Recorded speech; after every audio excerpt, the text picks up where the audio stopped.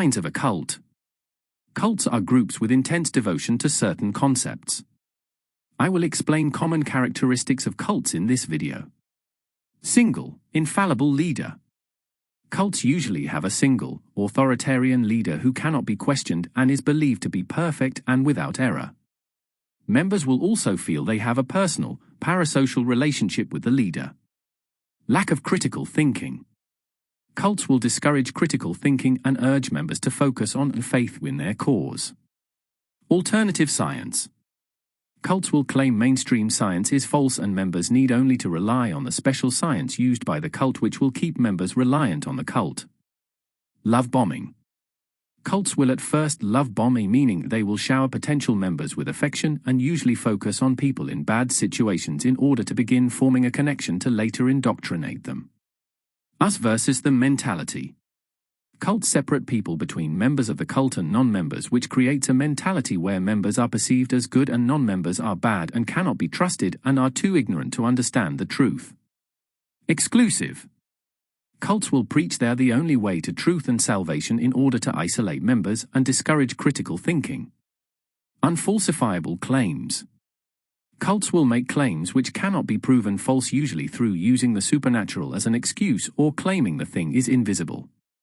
This will be in order to discourage members from critical thinking. Shunning of members who leave.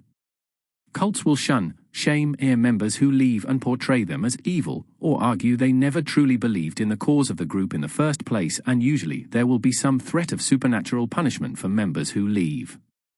Carrot-stick method. Cults will use a carrot-stick method where good behavior is rewarded and bad behavior is punished, which slowly leads to members conforming to the group's ideals. Cutting off ties to birth names. Members of the cult will take on new names and identities in order to separate members from their previous lives to make them feel more isolated and easy to control. Goal to recruit more members. Cults will usually spend a large amount of their time trying to recruit new members through evangelism. Initiation ceremony. Cults will use initiation ceremonies where new members will be formally become part of the cult and often include symbols of death and rebirth, which bonds the members closer to the cult. Devotion to creeds. Cults will force members to conform to creeds, which summarize the beliefs of the cults in order to prevent critical thinking. Focus on martyrdom. Cults will focus on their martyrs who sacrifice themselves for the cause of the cult in order to encourage members to sacrifice themselves for the cult's benefit. Membership is a lifelong commitment. Members will be expected to stay in the group for life, even until death and children born to. Members will be declared members from birth and indoctrinated from childhood and expected to stay for their entire life. Control of lives and marriage. The lives of members of the cult will be controlled, and especially their marriage will be limited, with members usually only allowed to marry other members to limit their critical thinking. Persecution mentality.